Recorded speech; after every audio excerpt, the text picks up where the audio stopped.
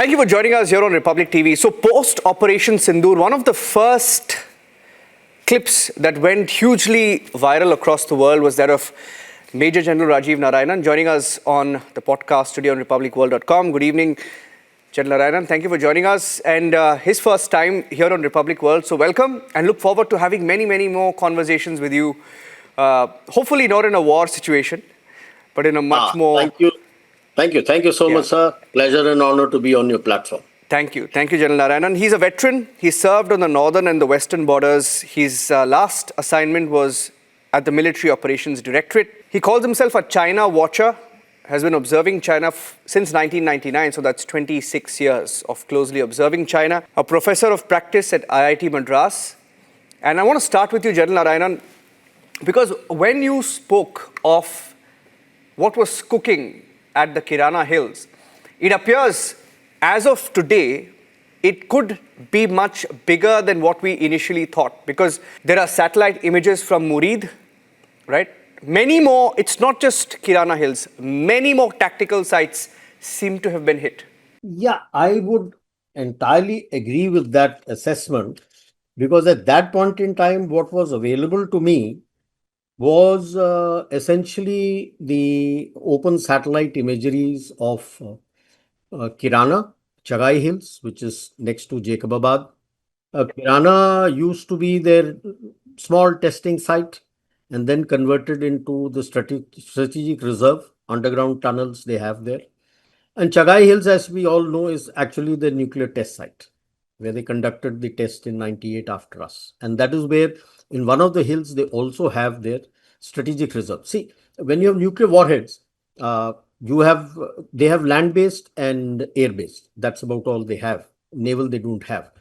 So next to these garrisons where they are keeping their missiles, so somewhere close by where the missile deployment areas are supposed to be, will be their warheads, which are kept separate, the warheads, the detonators, and you'll just connect them together and then mate it with the missile. There are 5 garrisons: Gujranwala, Sargodha, Panwakil, Khuzdar, and Arko. These are the known. There must be more. I'm sure this is from the open domain that I'm saying. I'm sure the Army, Air Force, and Navy have much closer and intimate information about which all. Like the Murid thing, which you mentioned, there's a crater which I saw, which is almost about 30 meters deep. That means obviously there was something very big out there which has exploded. Now, were the missiles kept there which has been blown apart? The platform itself. And as far as the air bases are known, see, basically they have the F-16s, then they've got the Mirage 3 and 5 to be modified, and the latest which they got from China, which is the JF-17s. So accordingly, they had placed them at the Kamra Air Base or the Minhas, Rafiki, Shahbaz, which is Jacobabad, and Masroor. These were the air bases. So obviously close by, not maybe within the air base underground deep or close by, they would be having the warheads for immediate launch. And the ones which are there in Kirana and Chagai are the second, third strike capabilities, which is the strategic reserve which you keep. You did knock them out. From then till today also there was an earthquake near Multan. There have been 6 earthquakes. All of them registering about 9 to 10 kilometers deep. So that means there is a lot of cooking off which is going on. In nuclear parlance, it's called radiological cook-off, or something equivalent to what is a dirty bomb. See, when you have a nuclear weapon, for it to have a fission reaction, there is what is known as a critical mass. Only if your U-235 is in that critical mass will the fission takes place. Otherwise, if it is kept separated, normal radiation occurs because it is fissile. So you keep it enclosed. So when you're making a bomb, you normally split it into 2 parts, the fissile material. As a back of a hand thumb rule, for a uranium, you require about 10 to 12 kg of uranium for it to become critical. As far as plutonium is concerned, it is between 2.5 to 5. It depends on how many kiloton bomb you're making. Okay. So this is kept in two parts, encased in a casing which so that the radiation doesn't leak. Around that are special type of detonators. So whenever you launch it, depending on where you want it to explode, the fuse detonates these explosives outside, which propel the two masses to come together. The moment they become critical, you have fission. And that's how a nuclear bomb works. So a lot of people, after listening to my thing, they started going viral on wild, I would say, on X and other social media that there'll be nuclear winter. Which no, it's not a nuclear explosion per se. What is happening is the radiological cook-off of these weapons. So the explosion has not taken place. All the explosives have not exploded to bring them together. They are separate, exploding separate. So what you get is a local radiation, which maximum it gives out is neutron. If you're unlucky, yes, it may give out alpha, beta, gamma. If it is alpha, beta, gamma, then you need lead. But it appears it is neutron because what has been brought in from Egypt was boron. Correct. Boron, which is impregnated in polycarbonate or polythene, it prepares a shield, a sort of a plastic shield impregnated with boron. It blocks the neutrons. It absorbs the neutrons and doesn't let it come out. They have done it in Kirana. Of course, Chagai is in Baluchistan. I don't think I have not heard or seen of any activity there. But there the explosion was massive, 5.7 on the Richter scale. So I believe that is why the PM said that don't threaten us with nuclear. They felt they would go nuclear. Why? Two nuclear capable missiles, but with uh, conventional warhead was fired.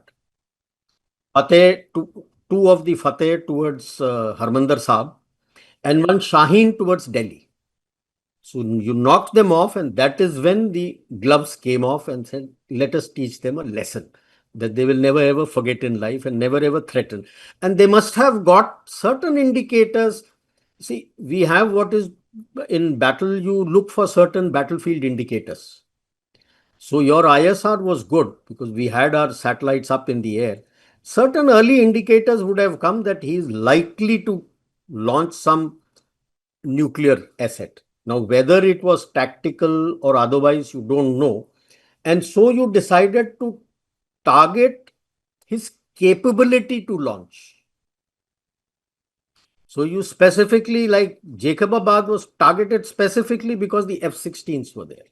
I believe there are 4 F-16s he has lost on ground. 4 otherwise he lost, I'm told he lost in air. So you targeted that, you targeted the station where he keep JF-17s you targeted, Mirage 5 you targeted. And while you targeted 2, 3 garrisons of where he keeps his missiles, I'm sure he would have lost his missiles also. So you notice post 10th, 11th May, not one of the ministers of Pakistan or the terrorists who are both same, I don't differentiate between them, has ever given a nuclear threat. See, a lot of people will say, no, IAEA gave them a clear chit. I'm sorry. They have spoken out of turn. IAEA should be questioned. IAEA is only responsible for civilian nuclear assets which have been declared. Military assets are never declared. Why will anyone declare where he's keeping his military assets? You never declare that. That was within 24 hours, by the way. No, after 3 days they gave a statement after 3 days. 9th, 10th it happened, 10th, 11th they came on 12th. They gave a clear statement on 12th. By then the US radiation reconnaissance aircraft had already flown.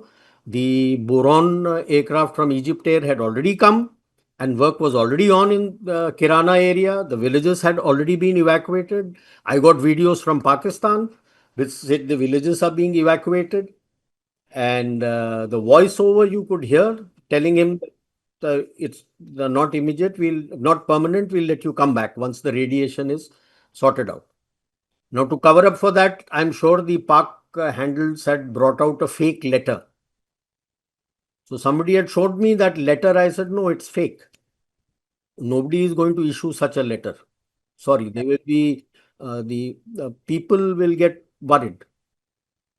No, they'll be stampede. So you don't do that. So they have, and what people forget is north of Satluj were Chinese assets. South of Satluj were American assets. And all the ATN, what is that, Q775 radars, the latest radars and all. It's not how you destroyed the Chinese radars or the American radars. You blindsided them. That means you jammed them. They couldn't see. That is what is most worrisome to the Americans, that how did you do that? That far deep in Jacobabad. That's not next to the border. You see, this, I just caught on to what you said there. Yesterday, at about 4:06 p.m., there was a quake in Pakistan that measured 4.4 on the Richter scale. This was near Dera Ghazi Khan, which is Yep. home to Pakistan's uranium enrichment program. Yes. So it's all adding up. It's all adding up, though we didn't target Dera Ghazi Khan. But you see, that's what happens when you shift your normal education and go down the radical path.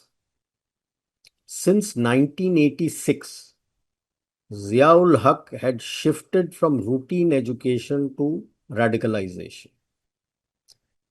Just about maybe top 1 to 5% who go to very rich schools, they follow that international baccalaureate and all those syllabi. They may be a little bit uh, educationally qualified. All their government funded schools and madrasas are essentially radical teaching.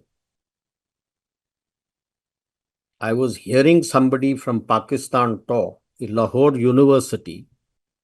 The head of their the department which controls the curriculum is Hafiz Saeed, Yeah. Oh. who ensures that what is taught is in line with the radical teachings of Hadith. One person said he had gone for a interview for selection like we have. Once you clear the CAT and also business schools, you go for the interview. The head of the table was Hafiz Saeed. He says, I gave the interview and I just disappeared from there. As if this chap is going to teach me management, then what am I going to learn? He's now based in Canada. Wow. So then how do you train them to handle such things properly? Because the science they are learning is 7th, 8th, 9th century science. So how do you handle properly? Who's handling them? What happened in Dera Ghazi Khan? Some people say that must have tested. No, you don't test like that in a city or even close to a city. For testing, it requires a lot of effort to place all your sensors in place. Only then you do the testing. Otherwise, who's recording? You just don't take a nuclear asset there and blow it up and say, I'm testing. No. All your sensors, all instruments to record various things. What is it that you're testing? What are you looking for in that test? All those details have parameters have to be set. You have to establish that uh, miles and miles of wiring has to be done. And then in a controlled place, you're going to launch that. And then all the results are recorded for you to find out that have you succeeded in what you are going to do. You don't do it in Dera Ghazi Khan, I'm sorry. The only two places they had, like I said, was initially was Kirana till about early 90. After that was Chagai. I don't think they can use those two places for another 1,000 years. So, it's a sad commentary. That's the path they chose. That's the path. So, General Narayan, when Shehbaz Sharif said yesterday, and in the audience was Erdogan was there, and Field Marshal Asim Munir was there, and he in fact he says he praised Asim Munir, and he said, I have my Field Marshal here, and he made him stand up, and he made Erdogan applaud, and he said he was ready to respond, but then they thought they'll pray first, and before the prayers were complete, BrahMos had hit us. Now that's what he said. And when he said we were prepared to respond, what do you think he was referring to? What kind of a response? Yeah, so he was prepared to respond strongly. So could have been his missile barrage, could have been nuclear, I don't know, because they are nutcases in any case. The war is going down the drain for them. They could respond with anything. But the air bases, you didn't have any, otherwise, you didn't have any uh, residual leak of radiation there, except what I knew of Kirana and Chagai Hills. Murid, I really don't know. That has come only, I saw it 2 days ago, the satellite imagery of Munir Air. If you're saying the morning prayers, he was saying the morning prayers are held at 4 o'clock. That means you will go there after first light? What kind of war are you talking? You're not in the Mahabharat times where you fight and the day and then close shop and go off back at night and then come back again. There is a huge trumpet and early morning, sunrise, you fight again. That's not the way modern wars are fought. Day, night, everything. So, well, that's what you'll get if you have a Hafiz as your chief. Because like when we say Hafiz Saeed means he knows the Quran by rote. So Munir is also a Hafiz. He knows his Quran by rote. But what Shahbaz is saying, if you read between the lines, it's a backhanded compliment to Munir that you don't know how to fight. You kept waiting. You have gone early. Exactly. I was wondering why he would say that. Yeah. So, but it begs the larger question. Shahbaz is there thanks to Asif Munir. Okay. So, whose support has he got? Who is stronger than Munir that is able to make this statement in, you can say, an international gathering, now that Erdogan was also sitting there, in a sort of an international gathering. So Munir must be a more worried man, field marshal or no field marshal. Either you have to orchestrate a coup, otherwise anybody who has lost a war with India has not survived. The chief has not survived.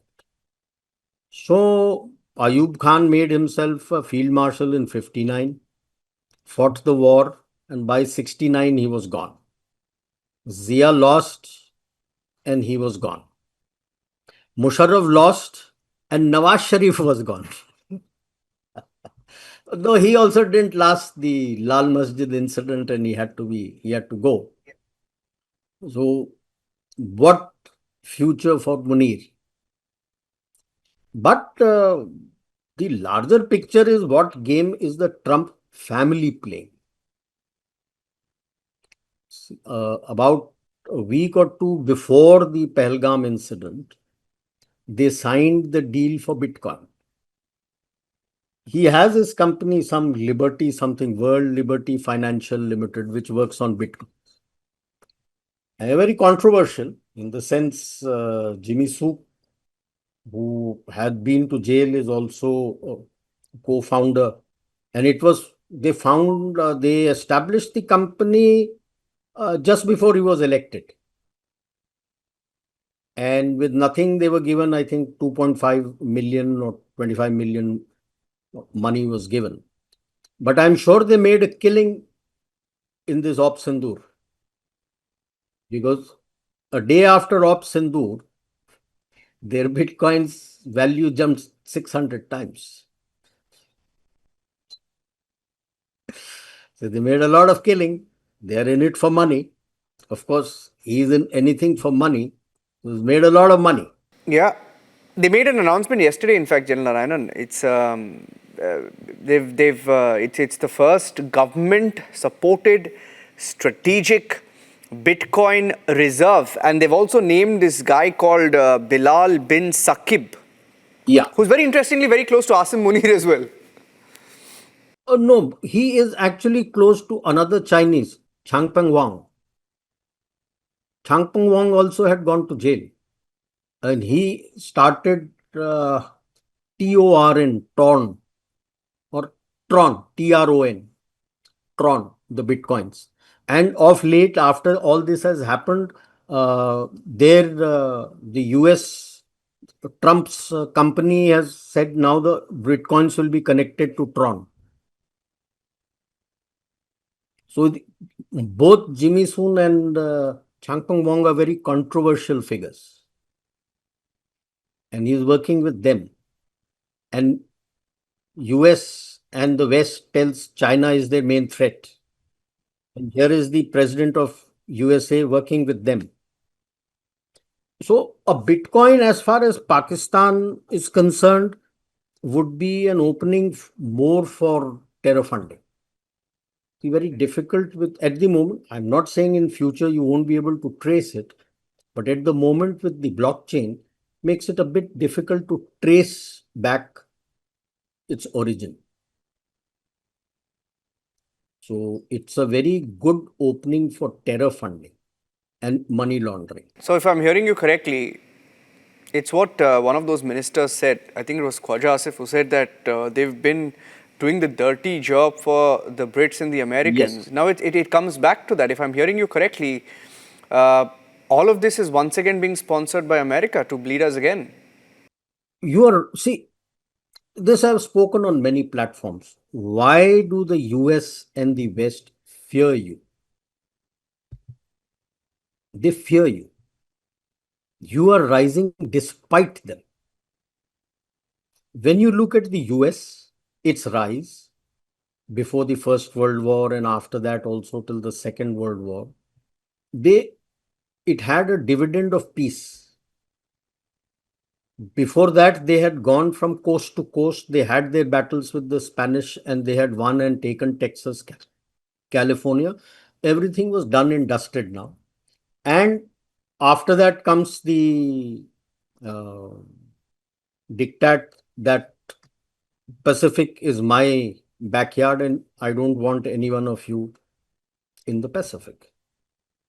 And you deal whatever you want in Europe. I will not interfere.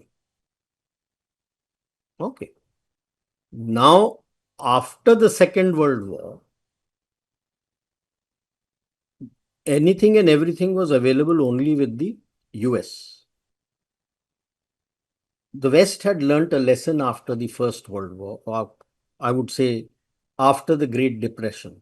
See, when the Great Depression took place, there was only one country which could hold the hands and ensure that the countries who had gone to war, the European countries, don't get into a recession. That was Europe. That was USA. They had increased their production capacity enormously because there were markets there. The army was buying it. The little bit that Air Force was there, the Navy was buying it, and across the Atlantic they were buying it. Though US was a signatory, it formed not a signatory, it was there to create the draft agreement for the League of Nations. They were not a signatory. The European powers didn't want them there. So now when they went back, US had capacities, no market. The Europe had no market and no capacity. So everyone collapsed. There is one famous economist of the US, Kindleberger. He was part of that Marshall Plan, who formulated the Marshall Plan to regenerate the economy of Western Europe. He had written on this and he calls it it is now known as a Kindleberger trap. That if there is an economy in the world which can support the others, and if it is denied its place, despite having built capacity, then there is a great recession. Now there is a trap they are getting into. We have not yet got the capacity, but we have a tremendous market and you have the potential. The West is declining sharply. And the manner in which Trump has gone in his tariff war and whatever executive orders he's passing internally, it's like a bull in a china shop. You know, this is where I would like to remind people of India who were very angry with Prime Minister Modi that in his first 2 terms he did nothing. No, it has to be in a phased adaptive manner. It's easy to destroy. And if you don't have an alternative, then you have chaos. That is why he's scared. He's scared of your rising, and you are from the global south, you're the erstwhile colony, you will be dictating to the masters. They have got a different name for the begging bowl these days, I say, which is FTA. That's a begging bowl. Because his economy is declining. He can't survive without you. So he comes to you, please, give me. Yeah. Okay. So he'll do anything and everything to sort you out internally. Great. He has a cat spot to the west. He has a cat spot to the north. Both of them have their own agendas. That's a different issue. And there is the beginning of a cat spot to the east.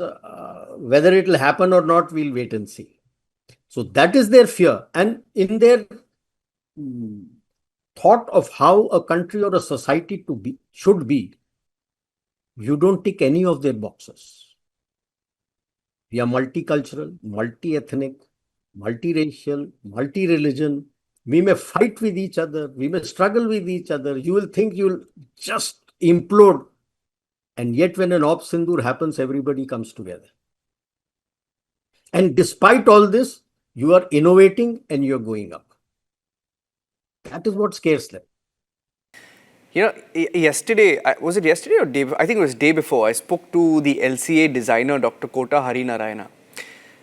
He had two headlines that I took away from his conversation was one, about how there were attempts made to stall India's LCA program in the 90s. And the people who tried to stall the program back then, interestingly, he said, were the Europeans, the Russians, even the Americans, because they wanted us to get the parts from them. They didn't want us to be completely indigenous. Now, the second beautiful part that he said was, when he was interacting with Dr. APJ Abdul Kalam, he said some of the best times for us when they imposed sanctions on us, because that is when we truly became, indigenous. We had to, and we advanced rapidly during those brief periods.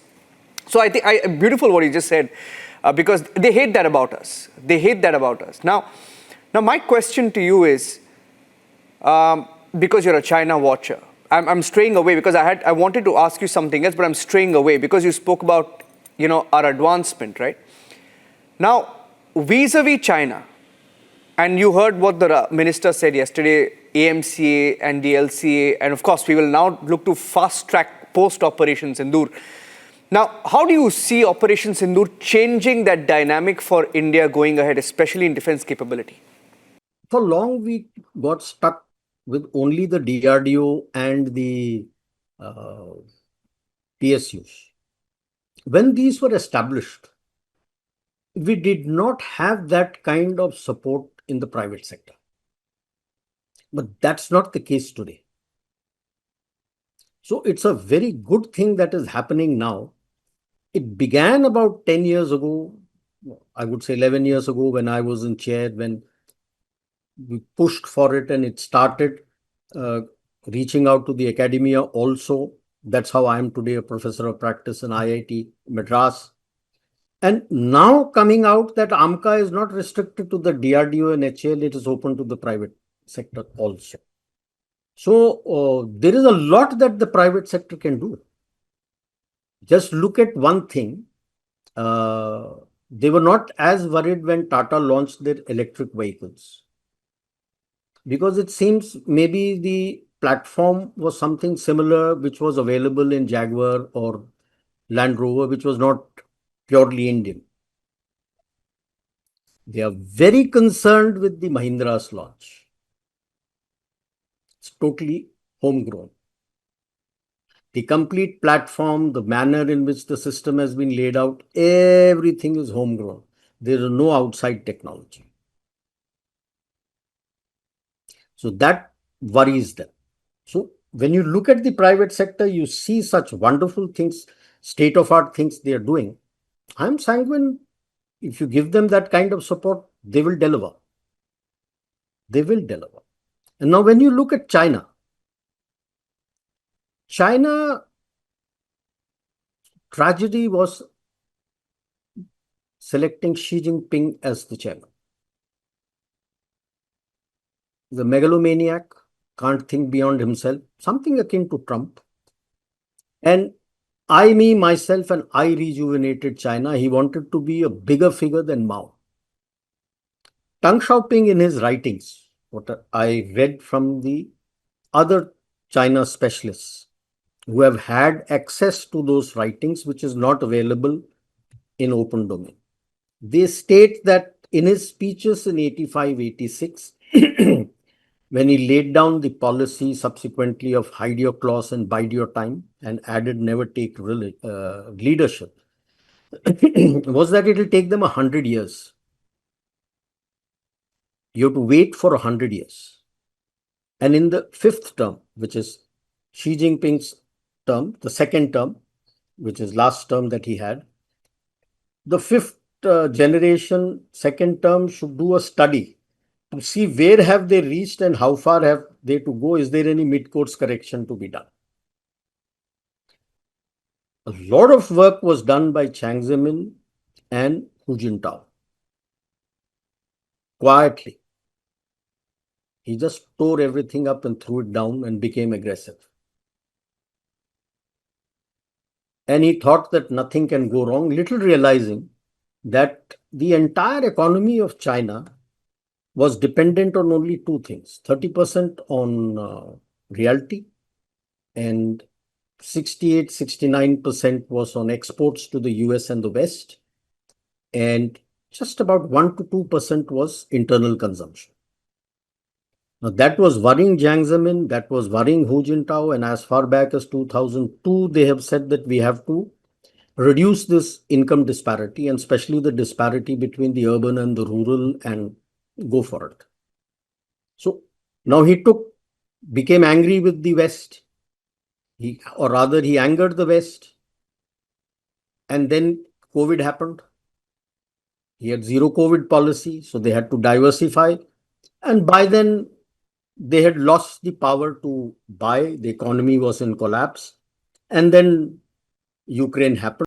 30% realty sector is gone. That is 30 and 29. 59 to 60% of his economy is gone, and yet IMF wants me to believe that he is growing at 4 to 5%. How is that possible?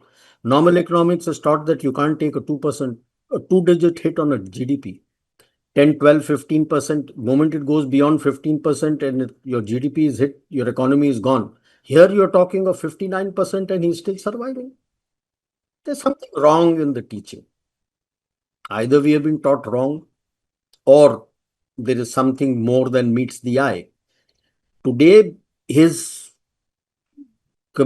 a internal power struggle going on within the Communist Party, within the PLA. Of course, Chang Yu-jia, his supposedly blood brother, has taken control of the CMC. She is not in power.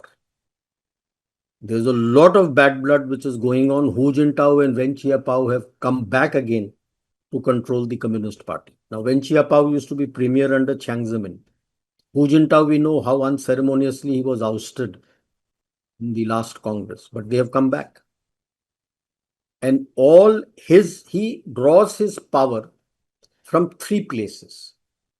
The Zhejiang province people who were there in the Communist Party with him, the Nanjing area, military area, and essentially the 31st Group Army. all these people have been purged. The recent purges which have started since November last year are these people who have been targeted. 31st Group Army, by the way, is now named as 73rd Group Army, part of Eastern Theatre Command. It was used to be erstwhile Nanjing military region, under Nanjing military region. So this is the problem he faces today. People are getting purged. Some people write and say that no, he's purging. Why will he purge his own people? This is the place from where he draws his power. Now, if he is going to purge his own people, then who's going to listen to him? That is where, see, in Nanjing area specifically, he was in Fujian. And the third place where he draws his power from is Shanxi, where to the north, where his father was purged and sent by Mao. Even Chang Yujia's father was purged and sent there. And he's 2 years elder to him, so he held him. It's a psychological impact when you have all your friends and then nobody is talking to you. So a young kid of 10 years old, he doesn't understand. So this boy was 12 years old. He helped him, and that's how he calls him. So today their economy is in a chaos. Now you find that the HQ-9 and the H-16 radar systems and the air defense, that is the mainstay of his air defense systems. If that is come under question, then how does he protect himself on the Eastern Theatre? Exactly. Now, that's the question that I wanted to ask you next. Post Operation Sindoor, right? Now, if there were to be a second part of the operation, right, or a follow-up, now I don't know. There are mock drills being conducted and there are very, very interesting statements being made. For example, the defense minister today has said, if there were to be a conflict the next time with Pakistan, the Navy will play a big part. He said the Navy may be the first ones to respond the next time, right? Now, we know what happens when the Navy comes into play. Now, given what we have done in terms of the precision strikes and the damage we've inflicted, what happens if there is a second part to this operation? It's a wipeout as far as Pakistan is concerned. Total wipeout. They have no equipment that they can depend on. See, the senior lord may talk whatever. It ultimately boils down to the soldier on the ground who has the weapon. He knows that the skies were open, they could not defend themselves.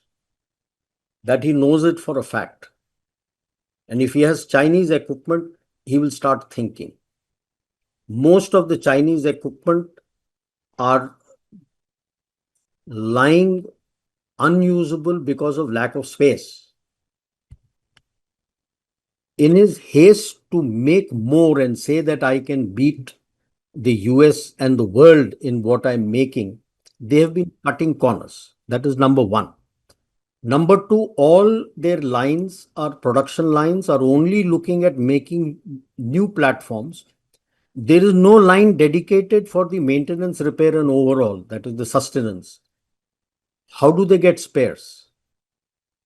Countries are looking at each other. If somebody has something, if I can borrow. You can't fight wars with like that. Number two, he has no fuel. I'm sure you would have seen reports coming in that PIA is cancelling flights because there's no aviation fuel. There's no aviation fuel. How long will his aircraft fly, fighter aircrafts fly? Now they're so scared of the S-400. You've set a world record, 315 kilometers, where the Saab AVAX was shot down. That's a world record. And look at the precision of that strike. 315 kilometers, a precise hit to take it down. Now that scares everybody. That scares the Americans also, not just the Chinese. That is the accuracy of your Indian regional navigation satellite system. It gives you less than 1 meter accuracy for the military in the Indo-Pacific region. and approximately 20-meter accuracy in the rest of Asia. The Americans have not been able to achieve that. You're giving them less than 1 meter accuracy.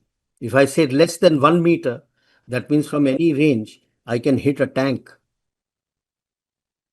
A tank is about approximately 3 meters by 4 meters in length, 3 meters wide, 4 meters long, and about 2.5, 3 meters in height. I'll hit it. That scares them. They don't even know how many of our satellites are up in air, Leo, part of this. Though ISRO chief said that they were at any given point in time 10, there were 15 over there. At any given point in time, 10 were available. Real-time feed.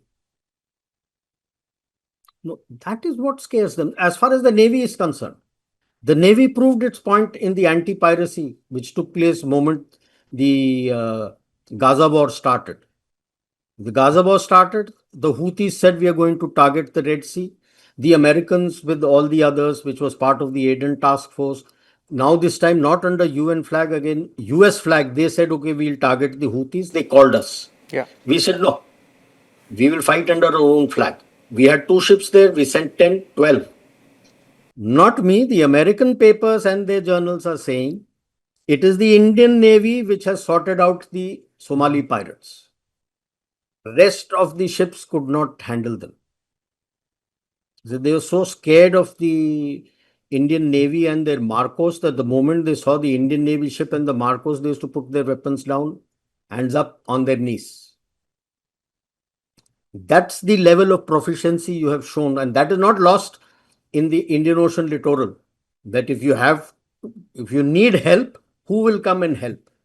The first time it happened, as per the laws of the seas, whichever ship is the closest should go to help. The PLA Navy's 2 of their ships were just 50 nautical miles away. They ran away into Djibouti. Ours was 200 nautical miles away, and we not only responded, but from the base we sent up our reconnaissance aircraft, that Poseidon, PLA TIE, tracked them, kept them, rescued everybody. As of February, he said we must have boarded and rescued over close to 300 plus ships. Rest, 0. The famous US, 0. So the Navy has proved itself. Yeah. That you want anything in the Indian Ocean. No wonder the Pak Navy didn't even have the strength to come out of the harbor. They had only, out of the 8 submarines, they had only 2 submarines which were functional, the French Augusta 70 and Augusta 90. Though they didn't get the space for that, but they were the only 2 functional. Now, the reports were either they hid in Gwadar, the Chinese port, Chinese side, or in Oman. They didn't dare come out to take on our aircraft carrier. At least in 71, they had a Ghazi which came out. Here they didn't. No wonder he said that next time we are coming. Yeah. Of course. Now, my last question to you, and I want to play this in its entirety online, right? Now, I want to ask you what I started with on the nuclear question, right? How many years has it set back Pakistan, our precision strike? And is nuclear deterrence anymore a weapon for Pakistan after what we have done? You see, I would say it has given you a window for 10 to 15 years. That's all. The moment now, if the Trump family is with him, money starts coming in, he's got to make his storage facility. Capacity he already has in his nuclear facilities. So though that uranium and others he'll keep getting. So even if he makes 10 of them, he'll start making noise. But the time taken is for the storage. Correct. To create that underground shelters and all, to place them there. So once he's able to do that, 5 years, 10 years, again he'll start. So that is the window you have. 5 to 10 years. Great. And that window is going to be most devastating for Pakistan because there is no water. See, while the West would always say is as a Indus Valley civilization, no. This complete area was Sindhu Saraswati. And the Sapta Sindhu is not seven river systems. So you had the Saraswati Sindhu, you had the Ganga Brahmaputra, you have the Mahanadi, you have the Godavari, Krishna, Kaveri. That way, when you count Narmada, you have 7 river systems on the Indian subcontinent. That is Sapta Sindhu. Why did Saraswati start drying up? Because the Satluj bent upwards and the Yamuna bent away towards the Ganga, two major tributaries. And so the Saraswati slowly started drying up. Now you look at the Indus. What makes the Sindhu what it is at the lower levels? Jhelum, Chenab, Ravi, Satluj, Byas and the Kabul River. Ravi, Satluj, Byas and Chenab, 0. And maybe in the next 3 years, Jhelum will also become 0. So it's only the Indus, and then you have only the Kabul, which we are helping the Afghans and they're making dams out there. There is, I think, the 11th or the 12th dam being made into its tributaries also. So let's say the Kabul also comes down to a trickle. What happens to the Indus? Like this time, May 14th to July 14th. May 15th to July 14th is the season for sowing the Kharif crop. Rice and his most important export, cotton. Both are guzzlers, cotton is more. Now the 4 rivers are dry. Ichogil Canal is full of silt, and further towards the south of Apna, which comes towards south of Husainiwala, Dipalpur Canal is dry, bone dry. Marala headworks used to get the Chenab and start filling up all this. There's no Chenab. So there is no rice, there is no cotton. Next is the Rabi crop, winter. That is wheat, and the prime export that he has, sugarcane, sugar. Again, water guzzler. There's no water. People are already crying in Sindh. They don't have water to drink. They don't have water to do anything.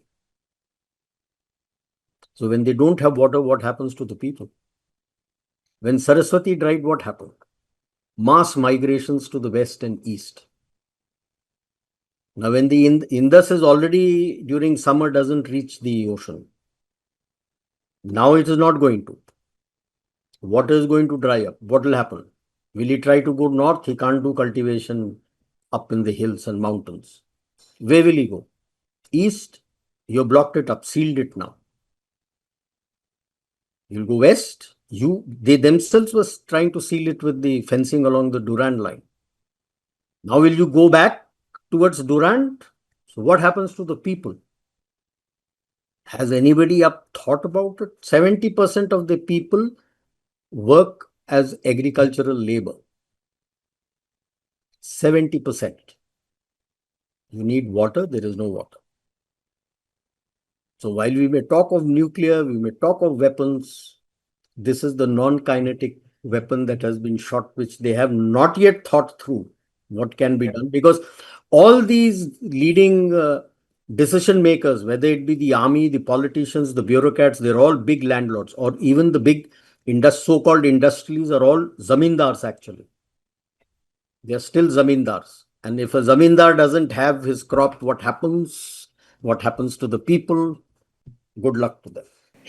Interesting. Fantastic talking to you, General Narayanan, and look forward to talking to you once again.